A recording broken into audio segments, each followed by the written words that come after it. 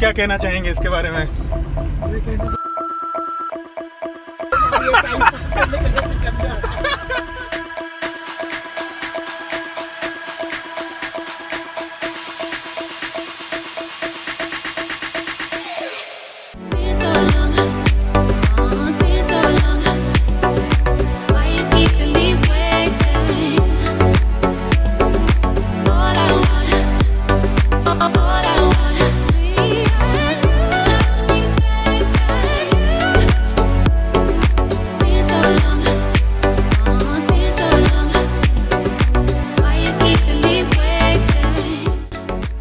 So we are at Changla.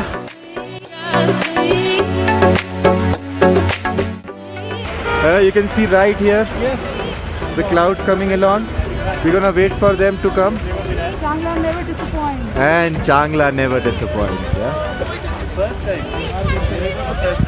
Changla में snowfall हो जाता है. Oh man, this is good. This is good. भैया हमने मनाली के रास्ते पे जाना है, कोई प्रॉब्लम नहीं होगी? कोई प्रॉब्लम. दुआ करो जाम ना मिले, बाकी सब Deva is enjoying snowfall. देवा Deva. वीडियो चल रहा है. Here is our group captain Vineet Sharma. Sharma ji.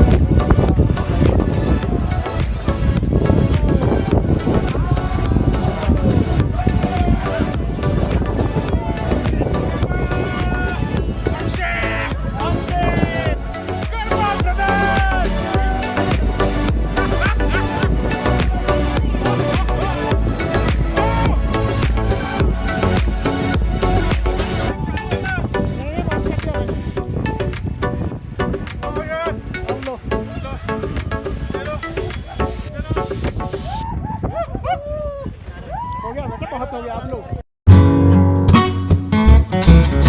5360 metre वाले चांगला पास को क्रॉस करने के बाद अब बारी थी 5328 मीटर वाले टंगलंगला पास को क्रॉस करने की।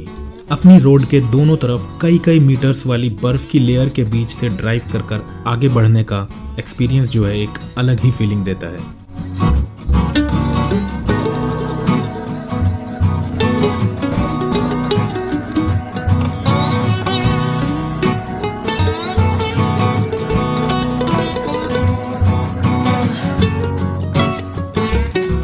बेहद ही खूबसूरत इन लेक्स, माउंटेन्स, बर्फ के बीच होते हुए हम पहुंच गए वापस लेह।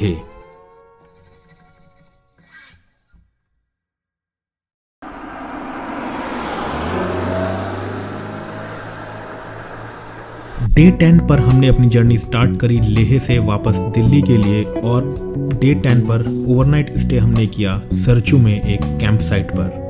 उसके बाद अगले दिन हम निकले सरचू से उदयपुर के लिए और ओवरनाइट हमने स्टे किया उदयपुर में।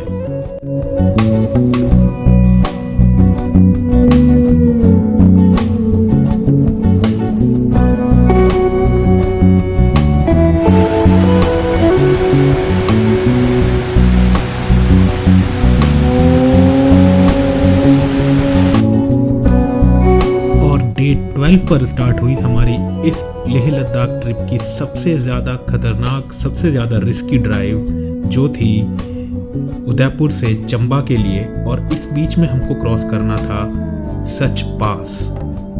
सच पास पर जर्नी स्टार्ट करने से पहले जब हम ब्रेकफास्ट के लिए एक लोकेशन पर रुके तो वहाँ पर एक आंटी थी जो उस रेस्टोरेंट की ओनर थी। उन्होंने हमसे पूछा आप इस डायरेक्शन में कहाँ जा रहे हैं। हमने बोला कि हम चंबा जा रहे हैं सच पास होते हुए।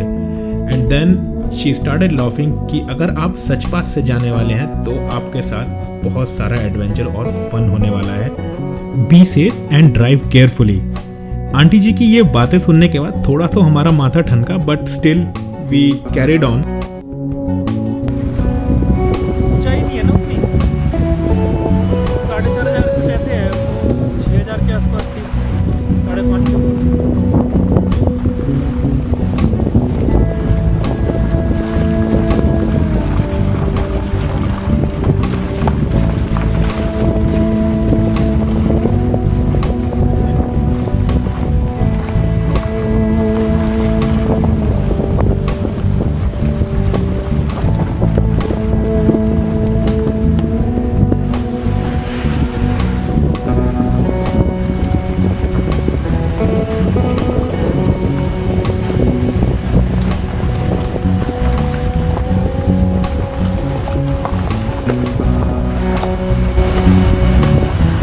इस गाड़ी में इस वक्त हम 4 लोग बैठे हुए हैं। ड्राइविंग सीट पर मिस्टर अमित रामसेन, को पायलट अंकित भारद्वाज, पीछे देवासी सरौल, आशीष विश्वकर्मा, अक्षय शर्मा। और हम इस वक्त चल रहे हैं दुनिया की मोस्ट ट्रेचरस रोड पर, जहां पर सभी की बहुत ही खतरनाक फीलिंग्स आ रही हैं। देवा, आप क्या कहना चाहेंगे इसके बारे में?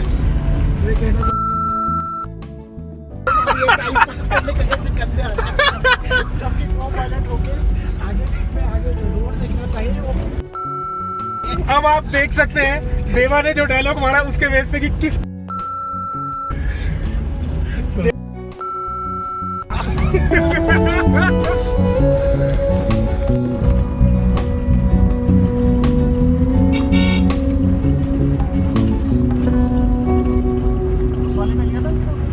कौन सा? हाँ लिया था। और हमने अपनी गाड़ियां बढ़ा दी सच पास की तरफ। अब सच पास की जब जर्नी स्टार्ट हुई तो स्टार्टिंग में इतने ज़्यादा रोड्स के हालात ख़राब नहीं थे, लेकिन जैसे जैसे हम ऊपर बढ़ते जा रहे थे रोड्स उतनी ही ज़्यादा डिफ़िकल्ट टू ड्राइव होती जा रही थी। रोड्स तो इनफैक्ट थी ही नहीं, बड़े बड़े मोटे मोटे पत्थर हमको वहाँ सारे में मिले, बहुत ही नैरो रोड्स, और हमारी 2 गाड़ियों के अलावा बहुत ही लिमिटेड ट्रैफिक, जो शायद लोकल्स उधर कहीं रहते होंगे। उसके अलावा उस डायरेक्शन में कोई बहुत ज़्यादा ट्रैफिक भी हमको नहीं जाता दिखा।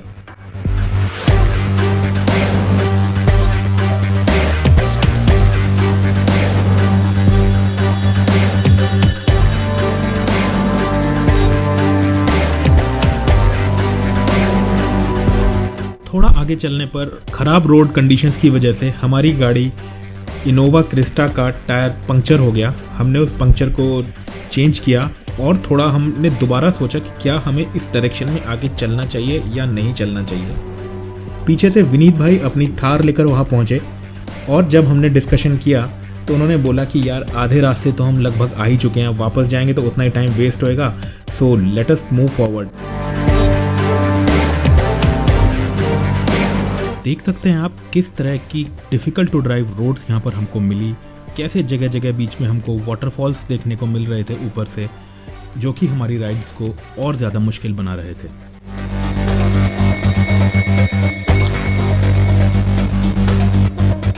सो बेसिकली अगर मैं क्लियरली बताऊं तो विनीत भाई का बहुत ज़्यादा मन था सच पास से होते हुए जाने का, और बाकी लोग थोड़ा सा असमंजस में थे कि जाएं या ना जाएं, बट विनीत कन्विंस्ड एवरीवन, और उसके बाद सबने यूनानिमसली डिसीजन लिया कि हाँ ठीक है, let's move towards such pass only.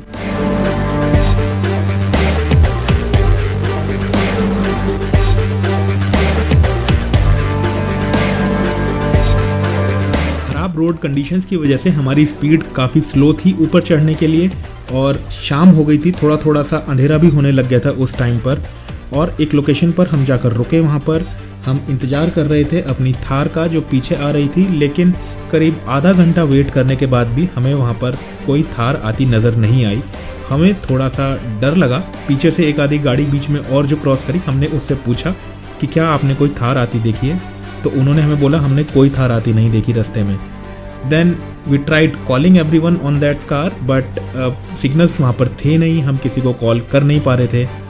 तो वी थॉट ऑफ कि चलो वापस मुड़ के चलते हैं और देखते हैं कि थार कहाँ रह गई है।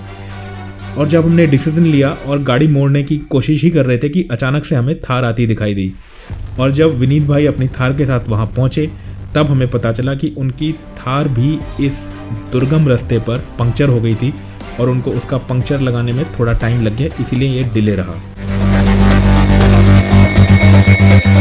जैसे जैसे हम ऊपर सच पास की तरफ बढ़ रहे थे, रोड्स की कंडीशन और ज़्यादा डिफ़िकल्ट होती जा रही थी।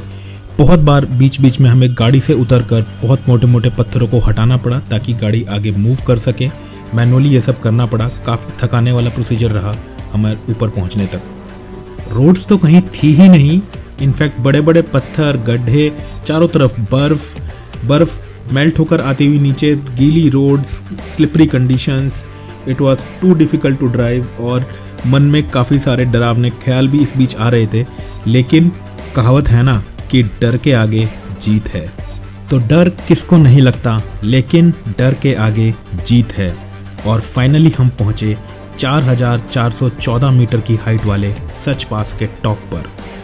यह हालांकि खारदुंगला पास या और कुछ ऐसे पासेस जिनको हमने लद्दाख में क्रॉस किया था, उतनी ज़्यादा हाइट पर नहीं था, लेकिन believe me this was one of the toughest road to drive जो मैंने शायद अपने लाइफ टाइम में पहली बार देखा। But this was one hell of an experience and all the thanks for making such a memorable experience for us to Vineet भाई।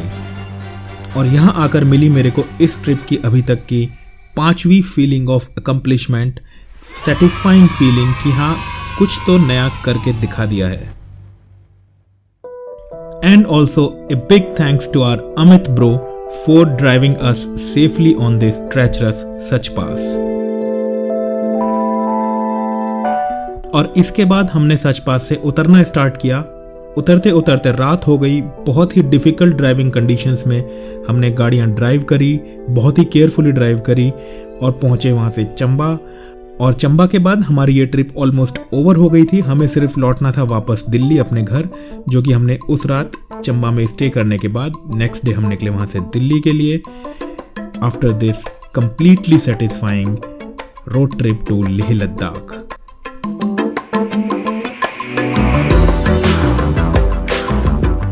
और जैसा कि एंसेल एडम्स ने कहा है, इस ट्रिप के बाद वही फीलिंग हमको आई। No matter how sophisticated you may be, a large granite mountain cannot be denied. It speaks in the silence to the very core of your being. So this was my story of how I got laid.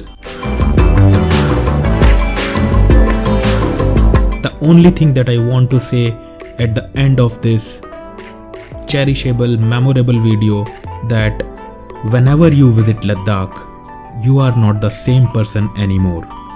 You leave a part of you in Ladakh and take a part from Ladakh inside you to cherish for a lifetime. Ladakh will call you back again.